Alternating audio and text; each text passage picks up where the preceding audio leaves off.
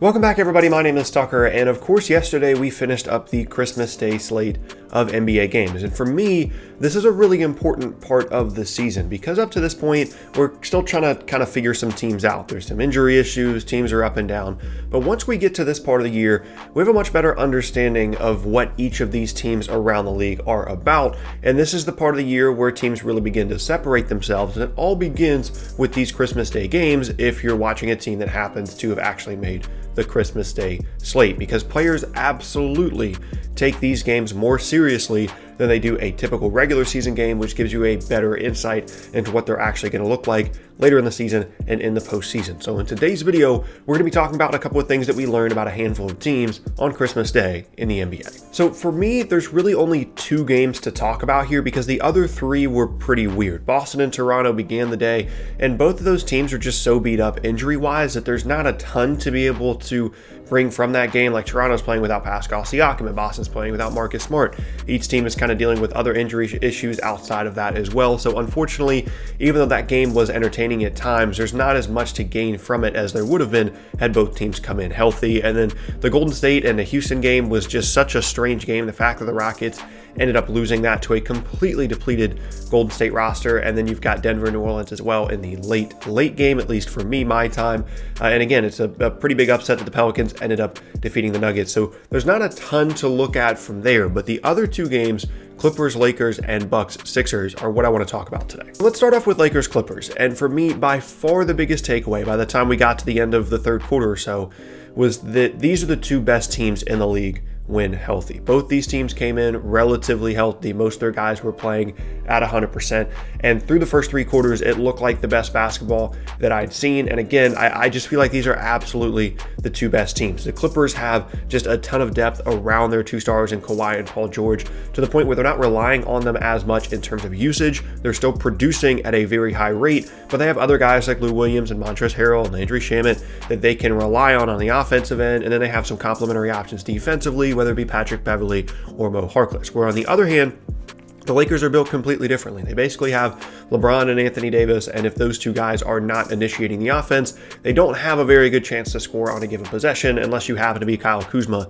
in the first half of yesterday's game. And then you've got all these other like semi-role players around them that can kind of defend and kind of shoot, but that team is entirely built upon the success of LeBron James and Anthony Davis. And so it was really interesting to see those two contrasting styles, both in terms of how they play, but also in terms of how their rosters are constructed, because the last time that they played on opening night, Paul George didn't end up playing. But now, having watched these two teams, I think this has to be our Western Conference Finals matchup at the end of the year if both of these teams stay healthy. Having watched so many other games throughout the year, I just don't see teams that have the same kind of ceiling that these two do when they're running at 100%. This is a bit of a change of pace for me because before the season, I was all over the Clippers bandwagon. I was saying that I think they're the best team in the league. I still think they're the best team in the league, and I think they at least should be the title favorites, but I wasn't as high on the Lakers. But having watched them to this point, it's pretty undeniable. Even though they're in the midst of a losing streak at the moment, they've been close in most of those games. LeBron and AD have missed some time in some of those games. So as long as those guys can stay healthy, I think this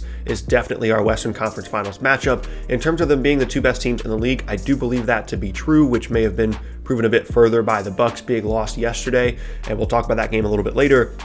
And maybe you could start to have some noise about, how well the Sixers are playing lately, at least as of yesterday, and maybe they're one of the best teams in the league. But for me, when healthy, I just don't think there are teams that can match what the Clippers and Lakers can do on a night-to-night basis. Having said that, there are some issues for both teams. Once we got later in the fourth quarter, the crunch time offense was not great for either team. And I think that's going to happen when you have rosters that are so much different than they were last year. Like these guys have only played, 30, 35 games with this roster because so much has changed for them based off how they played last year. So the crunch time stuff was a little bit ugly. The Lakers basically just force-fed Anthony Davis and then decided to run some LeBron stuff later on, which is what they're going to do for the most part. But it just seemed like the other guys on the floor weren't super comfortable with where to go and what to do in those scenarios. And then the Clippers had Lou Williams out there, but Kawhi was playing a good game. Paul George had stepped it up in the second half, and it didn't look like they 100% knew who their guy was at that point once we got to crunch time. So those are going to be some interesting things to watch. But the other point that I have in terms of issues on the Clippers side, if they get into a Western Conference Final Series with the Lakers, they don't have a home game in that series. And I understand that yesterday technically was a home game for the Lakers, so maybe there's going to be a little bit more energy for them. The floor has the Lakers logo, but even in a game in which the Clippers have a home game technically, the energy in that building is just so much more behind the Lakers that I don't see any way that the Clippers are going to have any kind of home court advantage in a 7-game series, which is a really unique situation because a lot of times in the postseason, home court and things like that plays a pretty big role because, role players just typically play better at home. They make more shots at home. You have the momentum with the crowd behind you where you have to call timeouts. And the Clippers just aren't going to have that. And in a series that is probably going to be decided on the margins and is going to be so close if we get to that point, that's a really critical detail. And then the last point that I want to make here about this game before we move on to Bucks Sixers is something that happened at the very end that actually really irritated me. So I think there's like 12 seconds left or something. LeBron's bringing the ball at the court. Lakers are down 3. I don't know why he didn't just attack the rim immediately. For whatever reason, he decided to wait around and try and attempt a 3 at the end of the clock to tie the game. And Patrick Beverley deflects it and it goes out of bounds. And my issue here is that every single time that happens during the rest of the game, when it's not under 2 minutes left in the fourth quarter, that call is Lakers ball, right? Like you deflect it and it's Lakers ball out of bounds, whether it's a guy driving to the rim and you knock it out of his hands, or underneath the basket, you knock it out of his hands, or in this case, when you knock it out of his hands as he's attempting to shoot a jump shot. Every single time that is called out of bounds off of the player that pushed the basketball out of bounds. Whether you could super slow-mo it and look and see, LeBron touched it last. Every single time for the rest of the game, consistently, it's called out of bounds off the guy that deflected it out of bounds.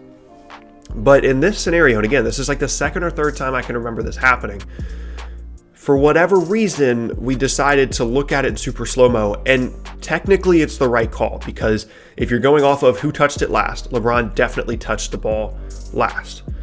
But that's not how it's called ever, right? Like that, it doesn't make any sense to have things called wildly different at the end of a game compared to the other 99% of the game. And I don't want to harp on this too much, but I guess what I'm saying is we're not going to replay every single out of bounds call throughout the game, right? Like if you want to say that's the right call, then you should want the right call to be made throughout the game. And we're not going to replay every single out of bounds play when a guy, pokes it out of somebody's hand. So why don't we just say, okay, we understand that, yes, technically that is the right call. It went off LeBron. But what Mike Breen was saying on the broadcast about how Beverley was the one that initiated the ball going out of bounds, why isn't that the rule, right? Like LeBron is just standing there with a basketball or he's about to shoot a shot or whatever the situation is, and Beverley pokes the ball out of his hands.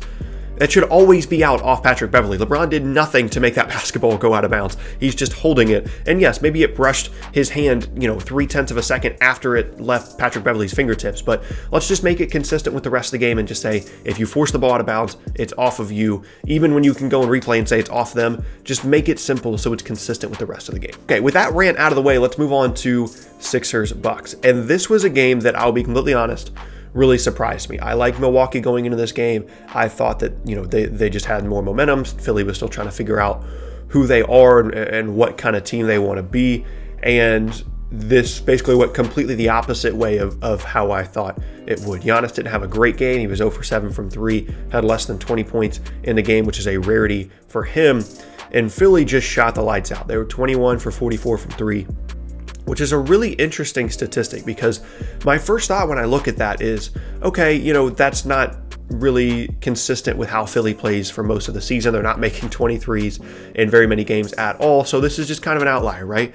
But then I look into it and the Bucks are in the bottom third and in two of these categories, the bottom 2 of the entire league in the 3-point attempt make and percentage stats in terms of their opponents. Like when you go on Basketball Reference, it'll show you 3-pointers attempted, 3-pointers made, and 3-pointer percentage against that team, and the Bucks are awful in that category, which is really surprising for a team that has a record as good as they do, because typically the recipe for them, as well as a lot of other good teams around the league over the past couple years, is make a lot of threes, force the other team to to shoot a lot of mid-range jumpers, and then get to the rim a lot and have good rim protection. But that's not happening for them, and so that was just a really interesting thing that honestly I wasn't aware of until yesterday's game. But back to the game itself, Philly shot the lights out, and the big takeaway for me is we actually know that this is possible for them now, right? Like, we know that the ceiling is there. We always knew that this was a talented group. If they could ever figure it out, ideally the most talented team in the entire Eastern Conference from top to bottom, certainly in terms of their starting lineup. But now we've actually seen an instance of them playing extremely well against a really good team, a team that had only lost a handful of games up to this point. And now we know that it's there, and now I want to see it more consistently. And that was kind of the battle between these two teams, was the consistency of Milwaukee, a team that comes out most nights and is just simply better than the other team. And then you've got a team in Philly that has just such a higher ceiling but doesn't consistently show it. And yesterday they showed it. This is a team in Philadelphia that's going to be able to play outstanding defense when they're locked in. They have 5 really good defenders, whether it be at the rim, on the perimeter, switching, whatever it is. They have a ton of very versatile, really good defensive players, specifically in that starting lineup. So once we get to the postseason, they're going to be able to guard and they're going to be able to rebound. But if they can score the ball like this and mostly shoot the ball like this, they had 5 guys that made 3 or more threes.